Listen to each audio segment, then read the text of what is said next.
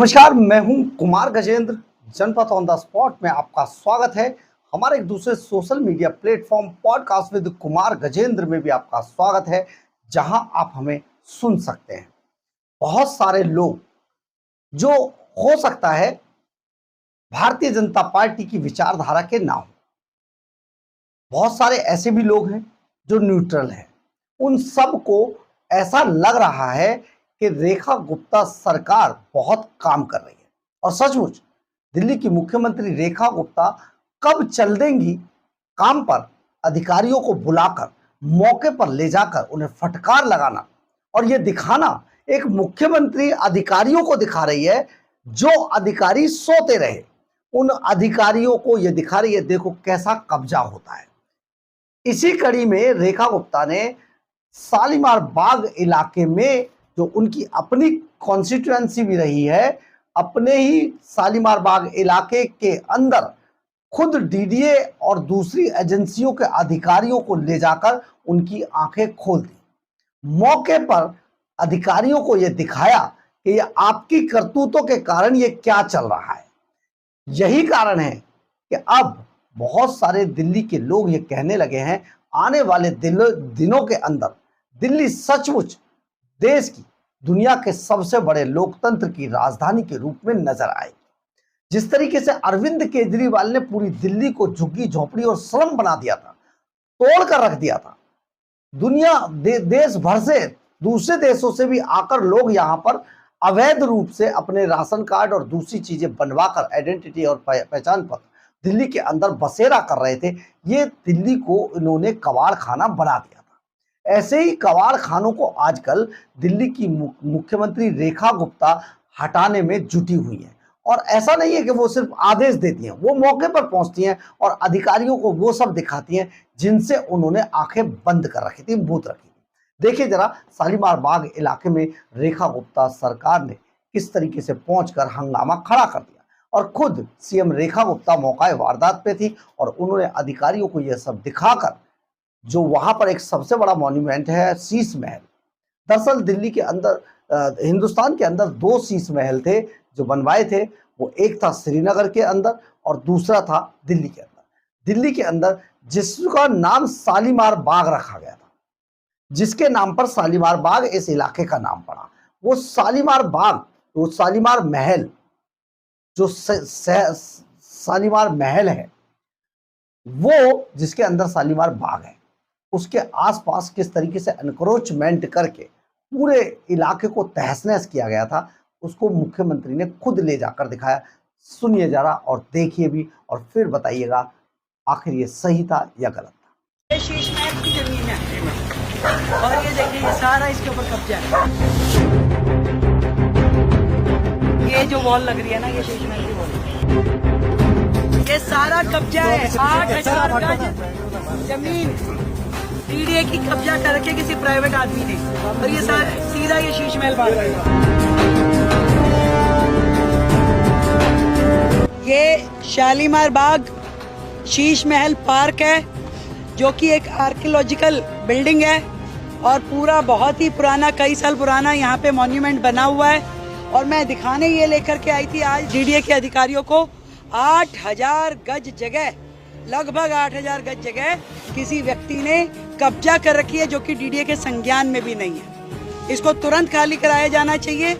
ये सरकारी संपत्ति है, इस पे प्राइवेट कब्जा और अनऑथराइज तरीके से यहाँ गतिविधियाँ चल रही है। ये देख रहे हैं आप, यहाँ कूड़ा भी जल रहा है और पूरा का पूरा इतनी बड़ी जमीन का जो हनन हो रहा है, ये तुरंत संज्ञान में लिया जाना चाहिए। माननीय एलजी महोदय लें, माननीय हमारे अधिकारी लोग लें और इस जमीन को कब्जे से हटाया जाए। आपने देखा होगा रेखा गुप्ता मौके पर पहुंची और उन्होंने अधिकारियों की क्लास लगा दी। क्लास लगाने के बाद डीडीए के अधिकारियों को साफ तौर पर कहा कि जिन लोगों ने भी यहां पर कब्जे किए हैं उन सबको उखाड़कर फेंक दिया जाए, क्योंकि जिस तरीके से सरकारी जमीनों को अरविंद केजरीवाल ने घिरवाकर कब्जा करा दिया था और गरीब की राजनीति करके गरीब को लूटकर खुद शीश महल में रह रहे थे, ये किसी से अब छिपा हुआ नहीं है। और अरविंद केजरीवाल की पार्टी के लोग आज भी ऐसे ही हल्ला मचा रहे।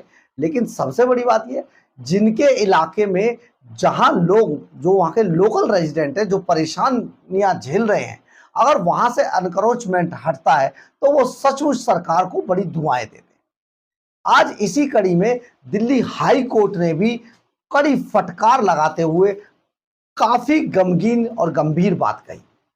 हाई कोर्ट ने दरअसल जो ओखला से विधायक हैं उनकी एक याचिका थी, उस याचिका के ऊपर यानी कि अमानतुल्लाह खान की जो याचिका थी, हाई कोर्ट में ताबड़तोड़ बुलडोजर एक्शन को रोकने के लिए उसको आज अमानतुल्लाह खान ने वापस ले लिया। लेकिन हाई कोर्ट ने इस पर टिप्पणी करते हुए, बड़ी गंभीर टिप्पणी करते हुए कहा कि जब ये स्ट्रक्चर बनाए जा रहे होते हैं, यानी कि जब इन जमीनों को कब्जा किया जा रहा होता है गरीब लोगों के नाम पर, तो ऐसे में, ऐसे वक्त में ये अधिकारी कहां चले जाते हैं? तब कोई नहीं आता। लेकिन जब कोई सरकार आगे बढ़कर ऐसा काम करती है, एनक्रोचमेंट को हटाती है, तो ये सब अधिकारी रात दिन एक्टिव होकर तुरंत उस एनक्रोचमेंट को हटाने लगते हैं। लेकिन जब ये बन रहा होता है तब कोई नहीं रोकता। बिल्कुल सही कहा हाई कोर्ट ने, हम भी यही कहना चाह रहे हैं। दरअसल है क्या, दिल्ली के अंदर सरकारी दबाव के का सहारा लेकर जिन लोगों को एनक्रोचमेंट हटाना चाहिए, यानी कि जो अधिकारी हैं, वो पुलिस है, वो दिल्ली पुलिस तो पूरी तरीके से फ्लॉप शो हो चुकी। तो ऐसे में आप सोचिए, क्योंकि बीट सिस्टम में जितना पैसा आएगा वो पैसा थाने तक भी जाता है, बटता है, एसएचओ के पास भी जाएगा।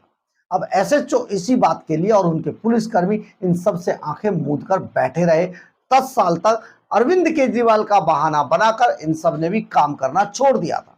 इसलिए पूरी दिल्ली स्लम बन गई, झुग्गी झोपड़ियां उगाई, गरीब लोग उगाए, बांग्लादेशी रोहिंग्याओं की भरमार हो गई। और इन्हीं की राजनीति करते हुए अरविंद केजरीवाल कहा करते थे कि मोदी जी इस जन्म में ना हरा पाओगे।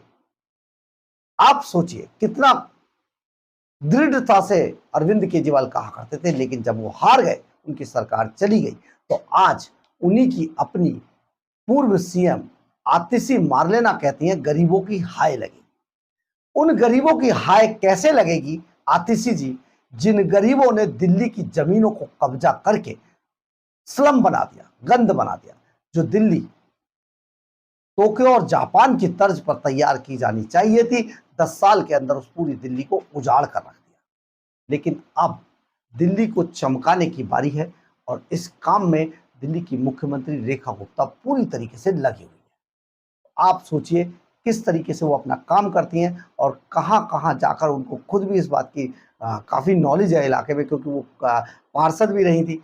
पूरा काम किया इन्होंने इलाके के अंदर, तो उन्हें हर जगह का पता है। ऐसे में खुद पहुंचकर आज तक कोई मुख्यमंत्री इस तरीके से नहीं गया था जैसा रेखा गुप्ता काम कर रही हैं। सचमुच आने वाले दिनों में आपको चमचमाती सड़कें, बढ़िया सड़कों का स्ट्रक्चर, बहुत सारे खाली पार्क, ऐसी जगहों पर चमचमाती लाइटें रात के अंदर जलती हुई नजर आएंगी। और दिल्ली सचमुच जापान और टोक्यो की तरह एक ऐसी दिल्ली बनेगी जो 140 करोड़ देशवासियों के लिए गर्व का विषय बन जाएगी।